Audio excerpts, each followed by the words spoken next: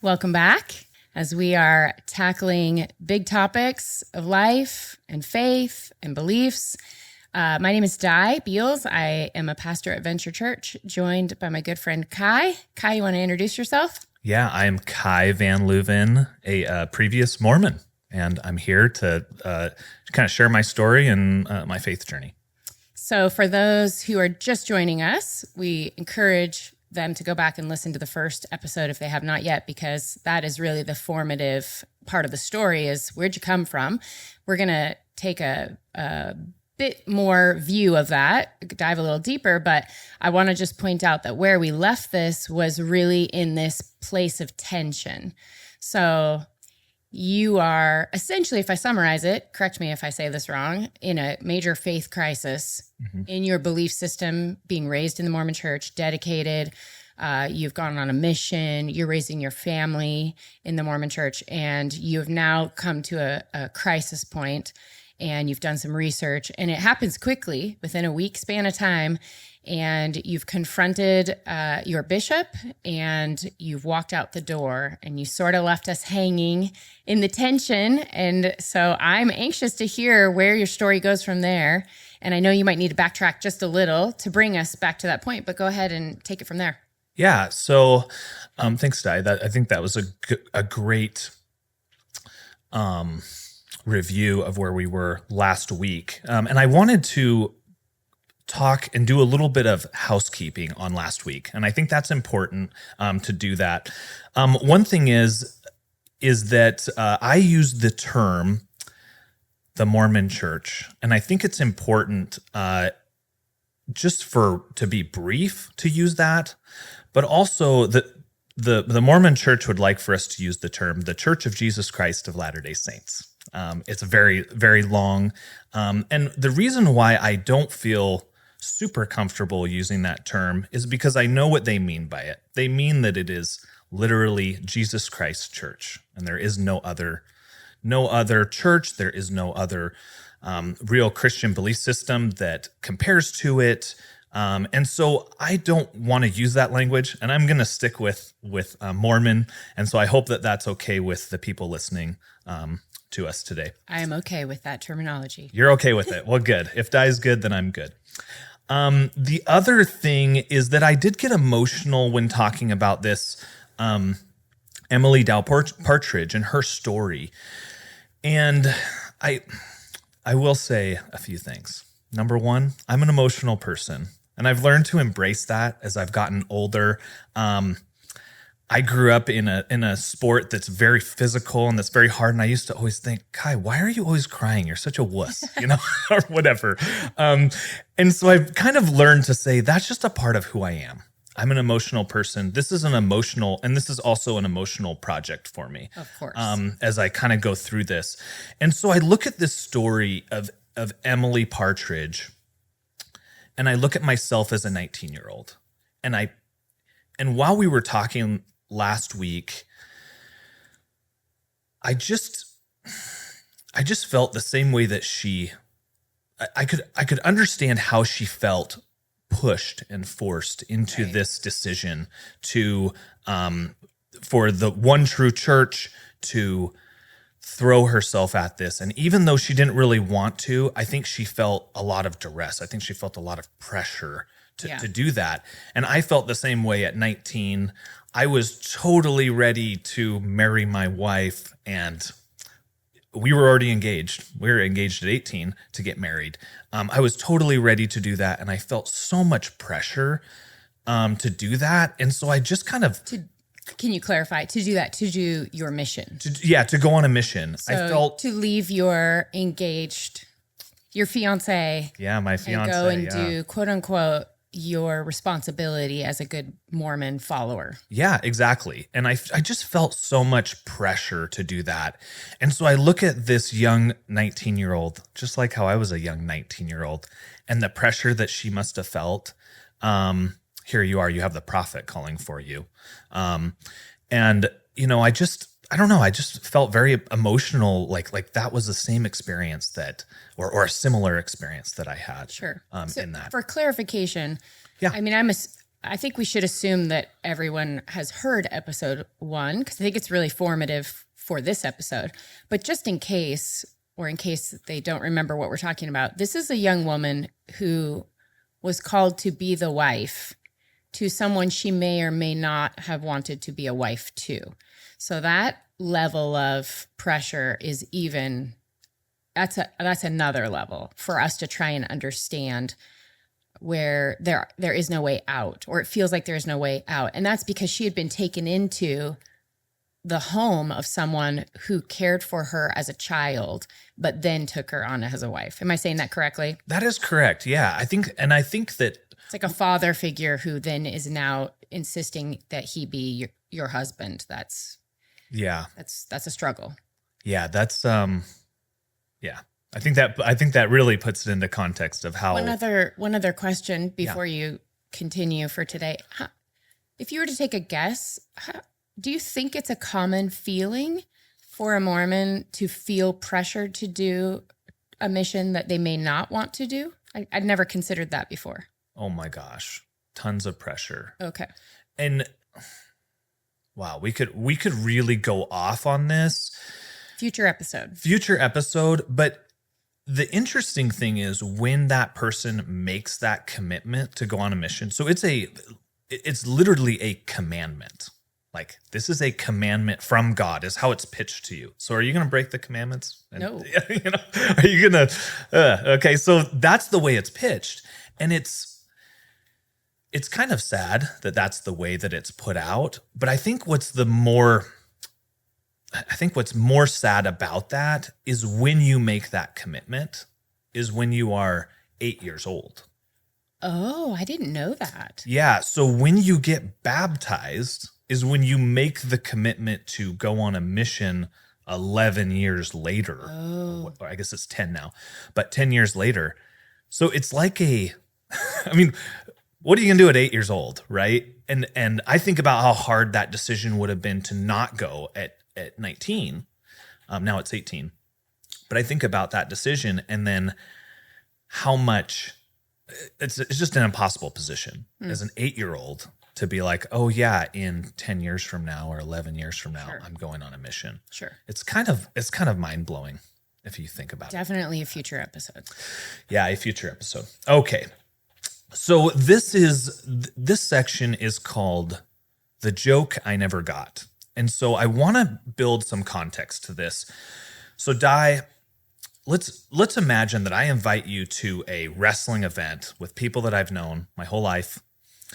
You go there, we have kind of this language, we have inside jokes, we have all of these things that you're just going to be like, what are these people talking about, right? And that's kind of how I felt while being in the church and being an active person in the church. And I hope I can kind of build some context to that.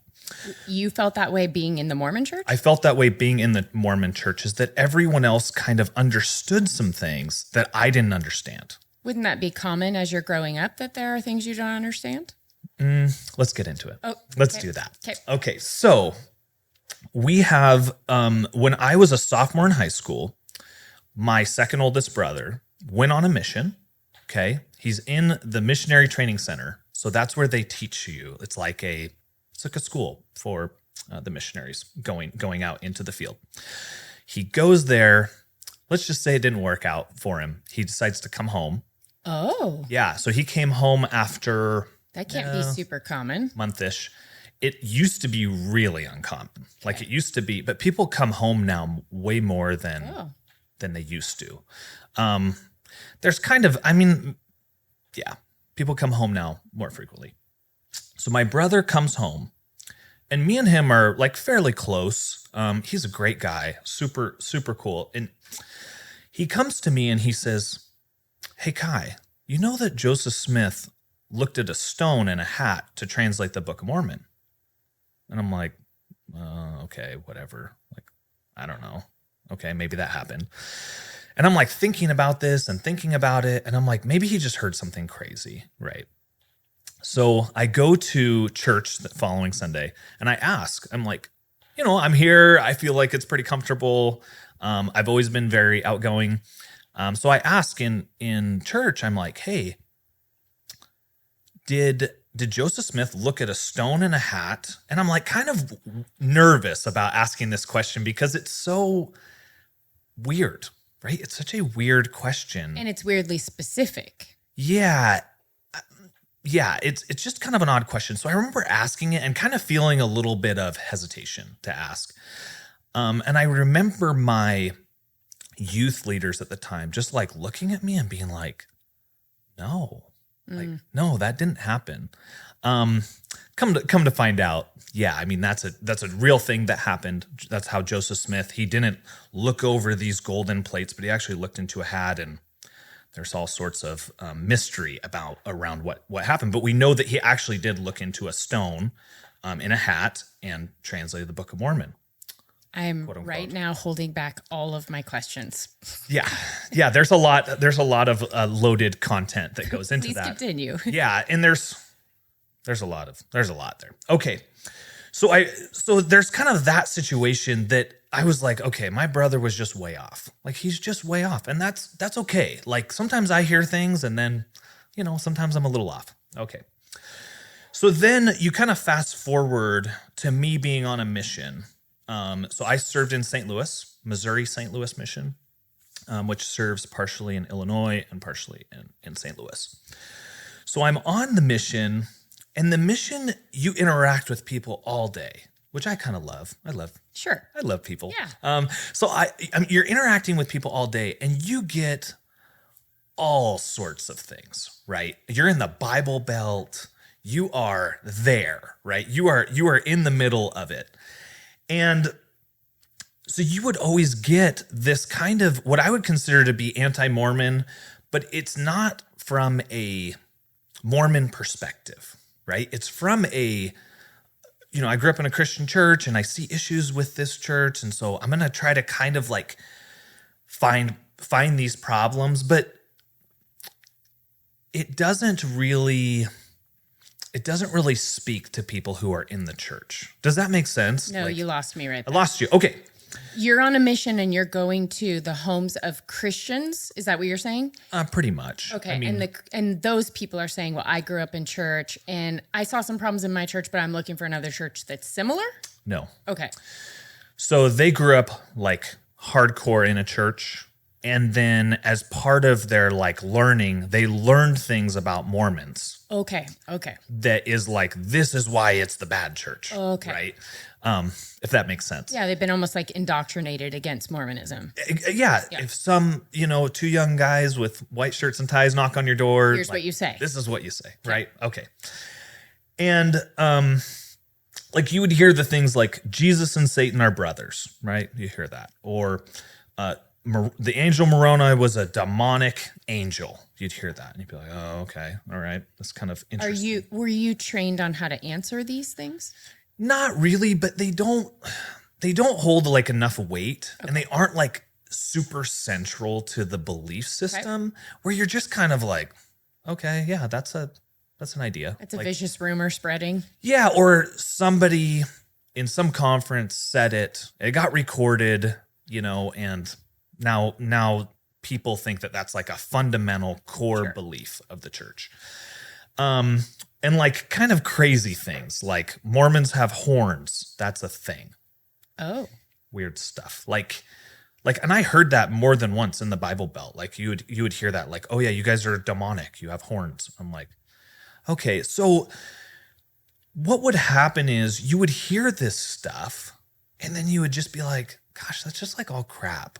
Or you would see a quote like, this was actually something that someone gave me, like a physical thing where they said that Joseph Smith did more for mankind than Jesus.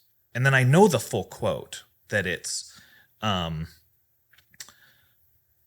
one has done more for oh man, I'm butchering this. No one has done more for mankind than Joseph Smith, save Jesus Christ, right? Except for Jesus Christ, right? And so you would see these quotes and it would almost make you think like, man, if this is all that these people have, like they're really, like I'm in the true church. right? Do you get what I'm saying? Like, if this is all that people can throw at me, Right. then gosh, and it kind of builds your faith a little bit because Sure. it's so weak, and you know that these aren't like central things. Does that make sense? That is absolutely critical, I think, perspective. That whatever you believe, you better know what you believe.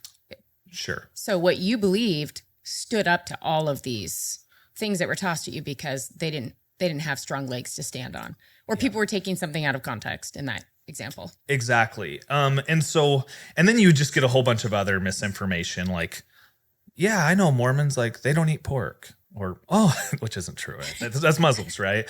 Or they believe 144,000 will be saved. And and you're like, oh, that's Jehovah's Witnesses. Or, they go to church on Saturday.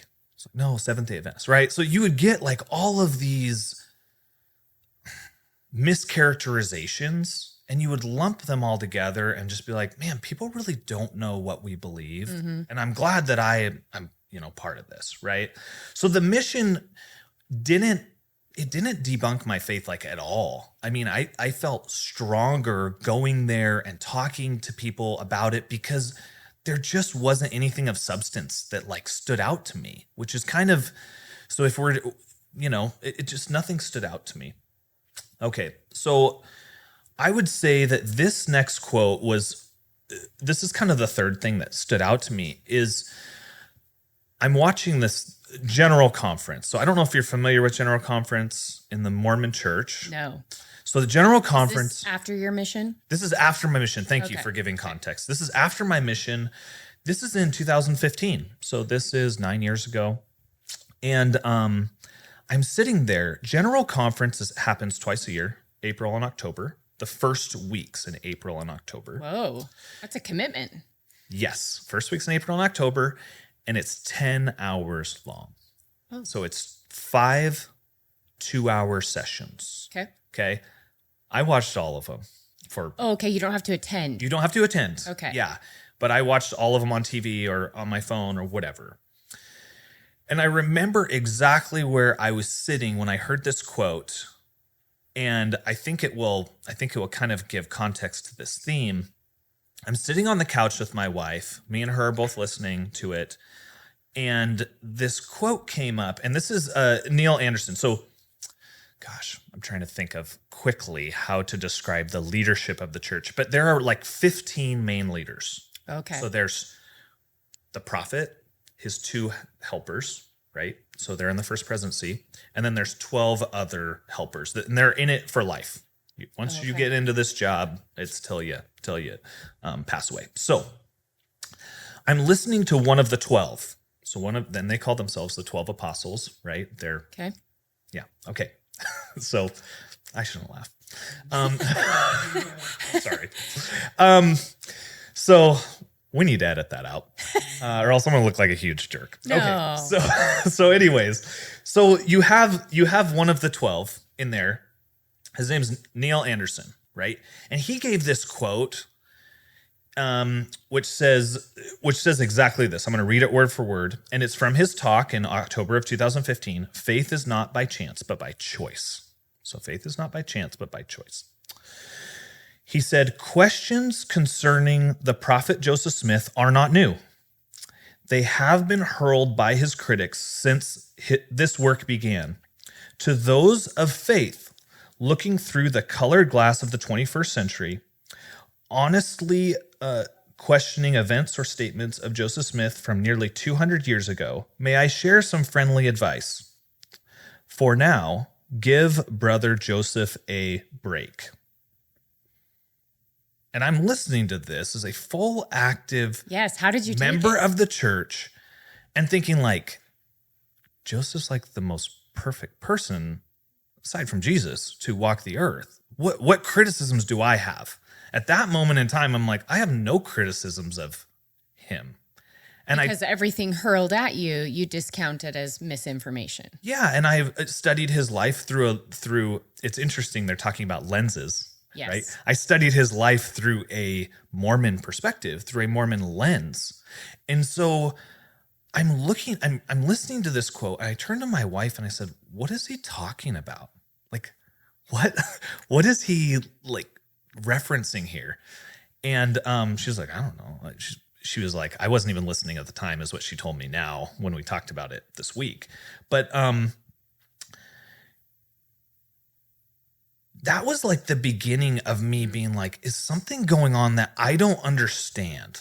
Like, and it was kind of a weird situation to not really know like what these people that you think are your spiritual leaders are even talking about at all. Like have no idea. It was a breach in the dam or a crack in the dam. Yeah, and it made me like think like, oh, I don't know, but you know, you got like 6 hours left in this thing. So you keep watching and it kind of goes away. And they call this in like the ex-Mormon world, which I wouldn't really say I'm a part of, but they call this like when you have questions in the church, you're supposed to put it on a shelf when you have questions. Is that the language that's used? Put it on a shelf. Okay. And then eventually that shelf breaks and you leave. But some people are able to put it on a shelf. Compartmentalize it, put it away. Compartmentalize it, exactly, and put it. And so I just kind of like said, like, I don't understand what's being said, but I'm just going to let that go and we'll just keep going on with it.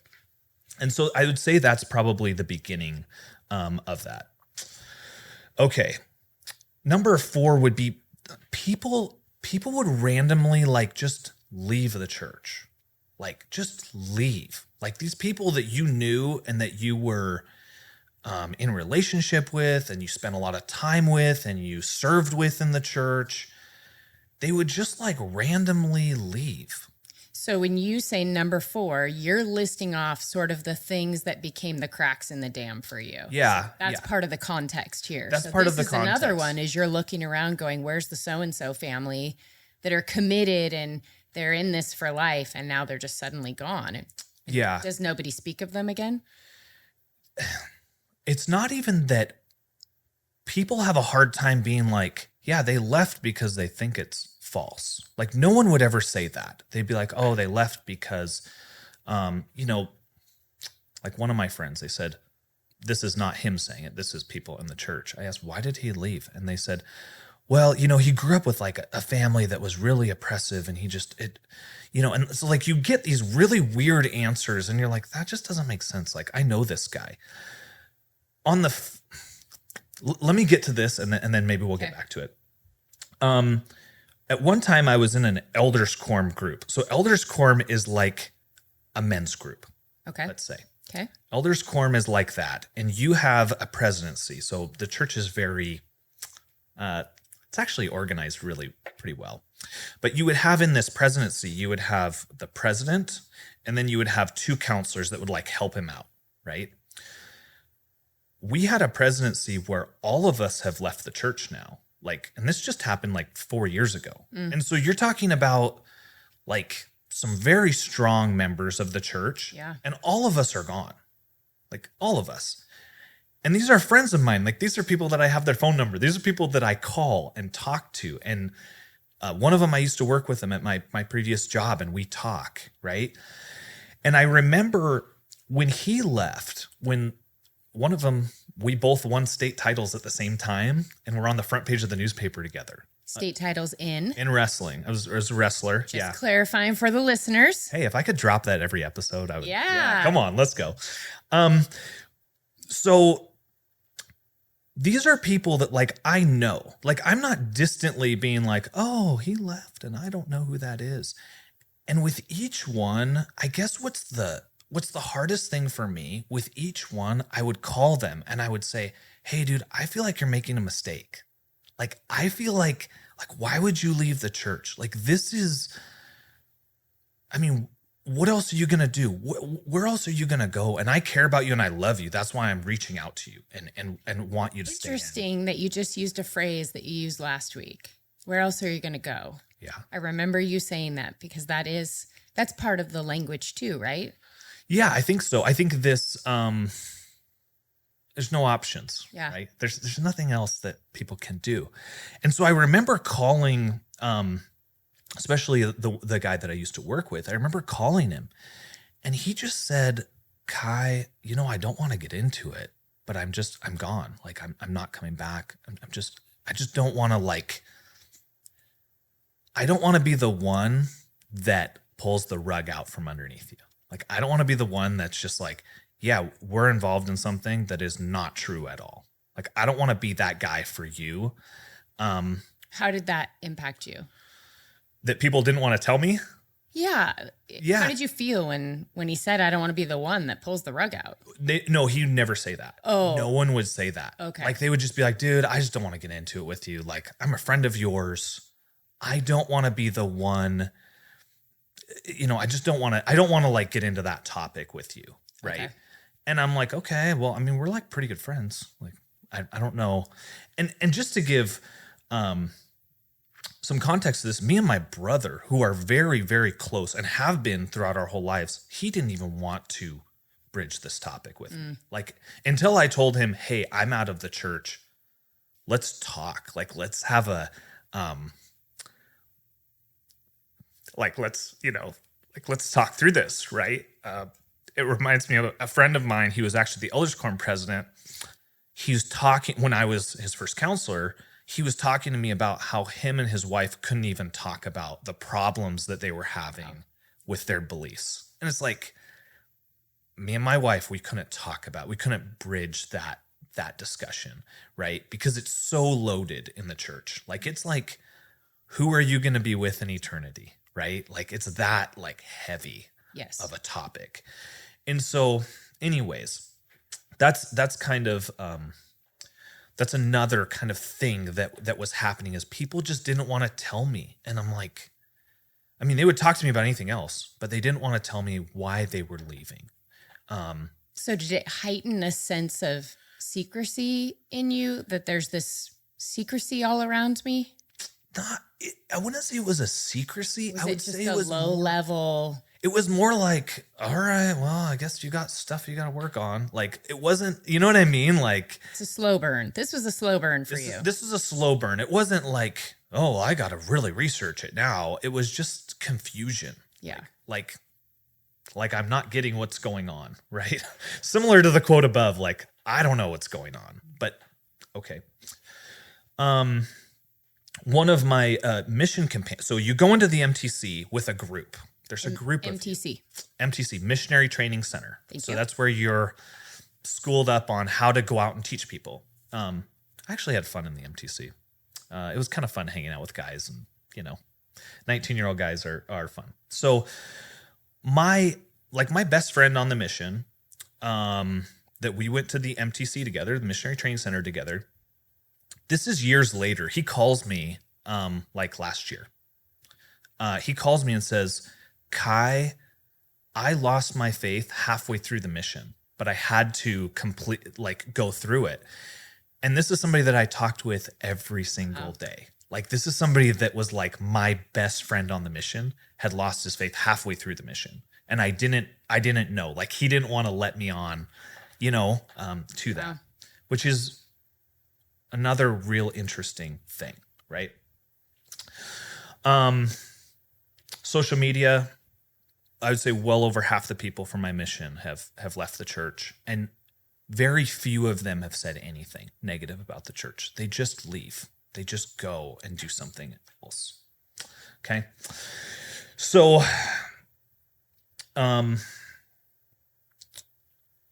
so this is kind of the context of like growing up in it and just not really like realizing like that people are leaving for legitimate reasons, and people, like, at least around me, were very quiet about why they had left and what their reason was for leaving. Can I ask a question that Yes. I hope doesn't take us off track, but Okay. Is there a progressive knowledge that happens in the Mormon church? Do you learn more as you go? And does it depend on how far you want to go, quote unquote, or how much you want to know? Or are there things that you might never know because you're never at a certain status or position? How do you learn the things? You said your brother learned things in the missionary training school, but it didn't sound like you learned those things. Oh yeah, that's kind of an interesting thing. So, and my mind went in a totally different direction. So let me kind of get my thoughts together. My brother had problems when he went through the temple, right? He's very open with me about it. I don't know how much I should share about that, but he had problems when he went through, and that sparked an interest for him to research outside of the church materials that are provided. Okay. Right? Like he was like, okay. He went outside of the Mormon lens. He went outside the Mormon lens and started to research. That helps me. And that's really the only way you're going to find out anything of substance. Okay. Like any historical fact you're looking for, the church is trying, now that more people are leaving, they're trying to kind of put their spin on they have these things called the gospel topics essays. They're very watered down though. They aren't like, they're trying to put a really positive spin on things. And I think that's kind of morally wrong, but that's, okay. If I tell you half the truth, right. It's still half the truth. That's at least, that's a sufficient answer for yeah. So you can't get it within the church. Like, it's not like you're going to go to the temple and go to a special area and they're going to be like, well, this is our real history. That's not how it works. Okay. So the funny thing is after I left the church, or in my mind told my bishop I was never coming back, this was about a month later, I called one of the people I used to serve with in the church. And I said, hey man, I just left the church. And he's like, Kai, I always knew it was a matter of time until you left. And I'm like, really? Why do you say that? And he's like, it's just, if you just dig just a little bit, you're going to be out. And I was like, oh man, that is so, because I see myself 32 years old at that point, super hardcore. I mean, I got garments on. I'm paying, I'm doing all these things. I'm like serving in my calling as much as I can. I'm trying to be a good missionary and trying to bring people to church, and had lots of people come back to church, or all those things. So I just thought it was interesting that was his perspective, is that Kai always knew that you were gonna leave, which is interesting. And so from all of this, and he was so open to talking to me about the things that I had found out. Like at that point, he was like, "Oh, you're already out. Let's talk." Same with my brother. He's like, "Oh, you're out. Let's talk." I think a lot of people know how lonely it is once you leave. Sure. Right? You go to church every Sunday. There's some comfort. It's your community. Yeah, there's people There's all these things that you feel this. And then once you leave, you're like, oh, like I'm alone. And I think that's when people are open, and my brother said this to me multiple times. He said, going through a faith crisis, I wouldn't wish it on anyone. Like, it is the worst possible thing that you can think of, as far as losing your, connection with God, your connection with people. You just and everything you've built your life on. It's your whole foundation. Yeah, exactly. And I think that's something. But so this kind of gives context to. Okay, so now to the joke. After talking with my friend, I finally got it. I finally got what everyone was talking about, right? Like that the people who were quietly leaving, they were leaving because it's not true. They were leaving because they opened up the hood and there wasn't underneath it what they thought. And that the church that they had consecrated, which if you're Mormon, maybe you'll understand that term, and had given all of their time, talents, and everything that they possess, which is another quote in the church, didn't even want to be honest with them.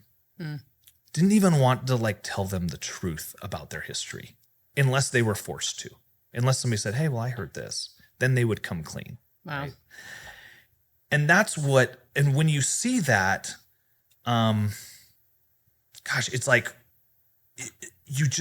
everything else starts to make sense. Everything else in my story and in my history starts to kind of make sense. That feels incredibly sad too.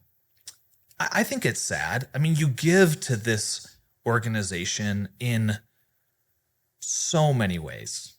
So if I put a comma here for us today, I like that the way you're telling your story started last week with a very zoomed in 1 week span of time. Like, here's where everything changed. And then this week you've given us this, here's the background. Here's the tapestry that's woven into. Here's the dynamics of family and the dynamics of my upbringing and me trying to live this thing right.